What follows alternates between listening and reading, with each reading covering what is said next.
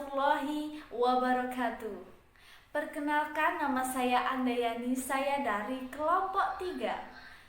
Tujuan saya membuat video ini adalah untuk memenuhi tugas etika dakwah dalam rangka mempresentasikan tentang akhlak dai. Sebelum masuk ke pembahasan yang lebih luas, saya akan mengajak kalian untuk memahami tentang akhlak dan dai itu sendiri. Nah, apa sih pengertian dari akhlak dan dai? Akhlak merupakan suatu aspek perbuatan yang mengacu pada tingkah laku seseorang yang terintegrasikan pada kehidupan sehari-hari. Nah, sedangkan dai adalah orang yang mengajak orang lain untuk kembali ke jalan yang benar dengan cara mengajak yang makruf dan mencegah kemungkaran. Hal tersebut diamalkan sesuai dengan ajaran Islam yang berlandaskan pada Al-Quran dan Al-Hadis.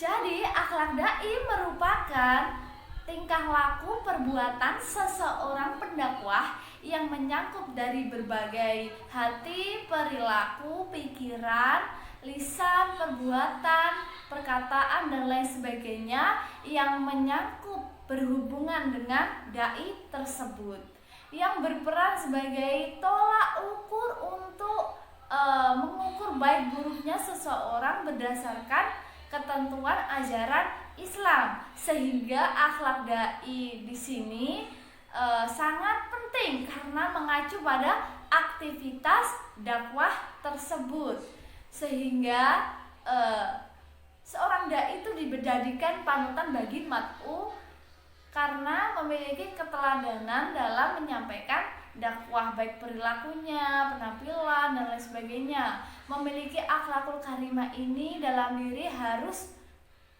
dai itu harus tertanam pada jiwa rohaninya dan wajib memilikinya. Sebab seorang dai itu harus memiliki etika dan adab dari perilaku sopan santunnya ketika menyampaikan ajaran dakwah ataupun menyampaikan pesan kepada mat'u. Karena hal tersebut itu berhubungan menimbulkan interaksi antara satu sama lain yang terdapat feedback tertentu, sehingga seorang mat'u tersebut mengambil hikmahnya dari dai tersebut.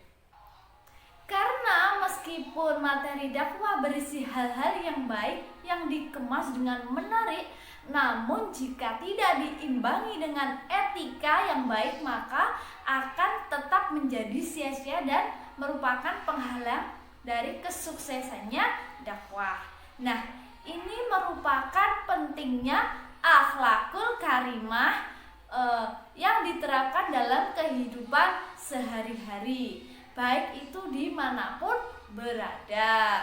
Maka seorang dai yang sukses itu bukanlah dai tersebut handal maupun memiliki keprofesionalan dalam mengelola aktivitas dakwah, melainkan memiliki akhlakul karimah dan diterapkan dalam kepribadiannya.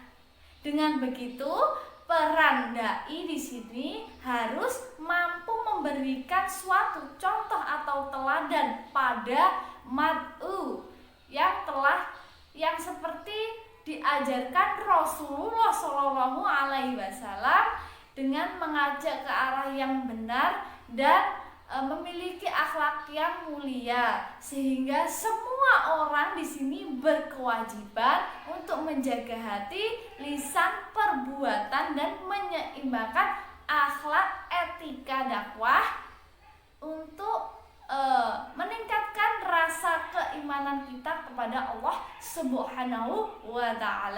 Pada buku Etika dan Estetika Dakwah karya Hajir Tajiri, akhlak terbagi menjadi 6 cakupan aspek, yakni yang pertama amalia al-kholbiyah, yang merupakan suatu kolbu seseorang dalam memenuhi nilai aspek dengan senantiasa khusyuk, yang memiliki jiwa sakinah untuk selalu mengingat Allah SWT, karena jiwa sakinah itu merupakan jiwa yang tenang, tentram, tanpa ada rasa kegelisahan sedikit pun, sehingga seorang dai harus memiliki sikap tersebut.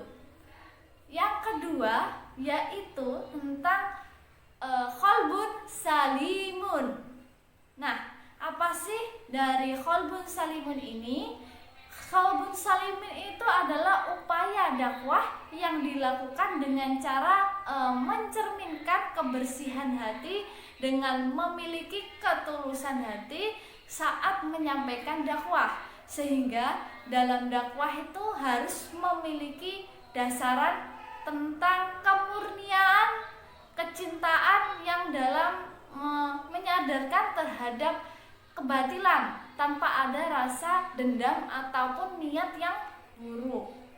Maka dalam dakwah harus ada aspek tersebut.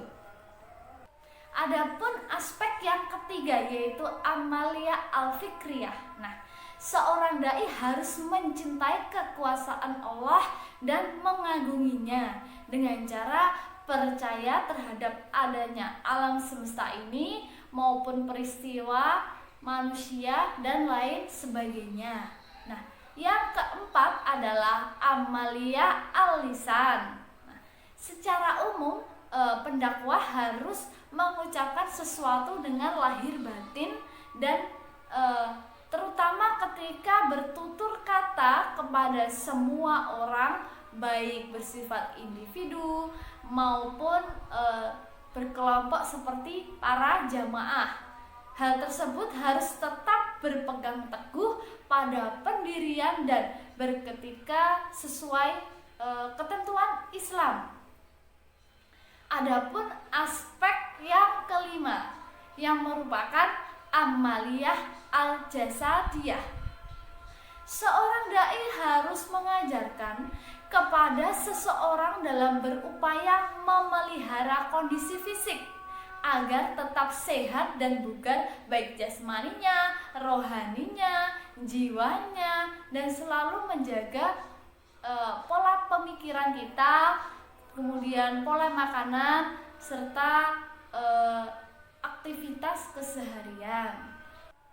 Adapun aspek yang keenam mengenai amalia al-istishadiyah, seorang dai harus mengajarkan jamaahnya dalam mengembangkan suatu ekonomi dengan cara mengharap ridho Allah SWT, agar selalu ke jalan yang benar, seperti mencari rezeki yang halal tanpa adanya suatu penipuan.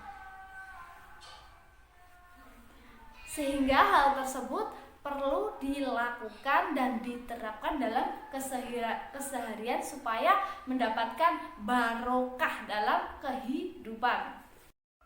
Baik teman-teman, itulah tadi pemaparan tentang etika dakwah dalam akhlak dai. Selanjutnya saya di sini membahas tentang penampilan dai. Penampilan dai merupakan segala sesuatu yang berhubungan dengan penampilan luar. Hal tersebut untuk menutupi aurat dengan cara berpakaian sesuai ajaran Islam. Nah, dalam berdakwah seorang dai tersebut pasti memerlukan suatu penampilan dengan kaidah kesopanannya supaya dapat menjaga kenyamanan ketika dalam aktivitas berdakwah. Nah, dalam berpakaian tentunya memiliki adab tertentu yang sangat diutamakan dalam ajaran Islam, baik laki-laki maupun perempuan, karena terdapat batasan aurat. Terkait adanya perkembangan zaman sekarang ini, dai harus mampu memberikan suatu contoh ataupun inovasi baru kepada sasaran dakwah agar senantiasa berpenampilan dengan sebaik-baiknya, namun jangan melampaui batas. Karena kita diajarkan dalam Islam untuk selalu menjaga aurat.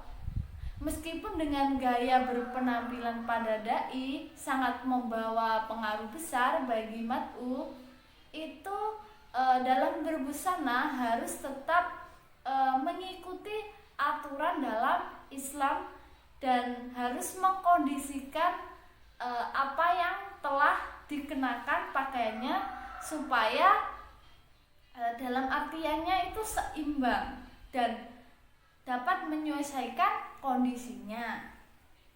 Maka dari itu dalam berdakwah seorang dai maupun mat'u harus tetap menjaga terkait penampilan ketika berada dimanapun itu dan selalu mengutamakan kesopanannya karena ajining rogo soko busono. Sekian, semoga bermanfaat. Ada kurang lebihnya saya mohon maaf yang sebesar-besarnya. Wassalamualaikum warahmatullahi wabarakatuh.